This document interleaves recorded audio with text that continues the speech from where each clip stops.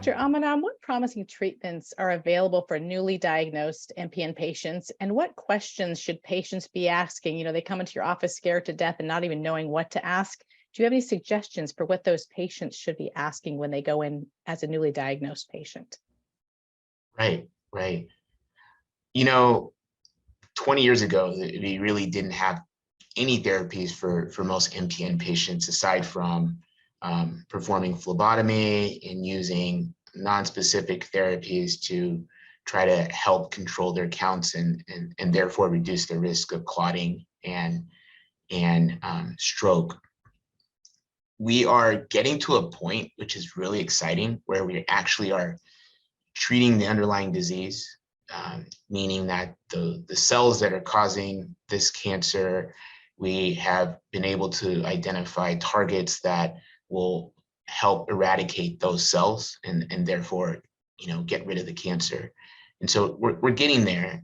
Unfortunately, we still are not there yet. And so when we look at the FDA approved drugs in this space, really they help control symptoms.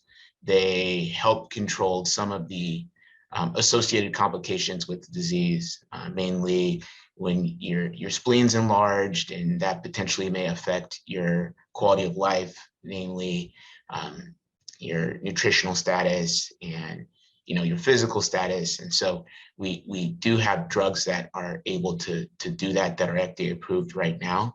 I think in the next 3 to 5 years, we're going to have drugs that are going to actually be able to treat the underlying disease before it gets to a point where you may need more aggressive therapy. Currently, the only defined curative therapy that we have, and I say defined meaning that we have multiple studies that have shown that that's the case, is bone marrow transplant. I'm a bone marrow transplanter. I do treat some of my MPN patients with bone marrow transplant to get rid of the underlying, those underlying cells that are driving this disease. But that's a very intense therapy and it has its own associated complications. But we'll be, having other drugs that, potentially we would be able to offer that are not as intense as bone marrow transplant. And those include immunotherapy, other drugs that can, target the signals that drive these cells to divide and multiply.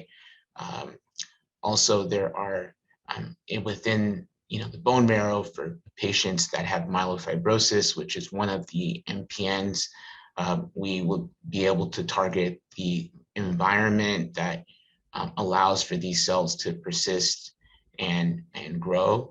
And so it's exciting where we're going, and I think the questions that as a patient that I would ask are, because of the fact that we only have few FDA approved therapies, are there any clinical trials that are able to target the underlying disease as opposed to just treating the symptoms?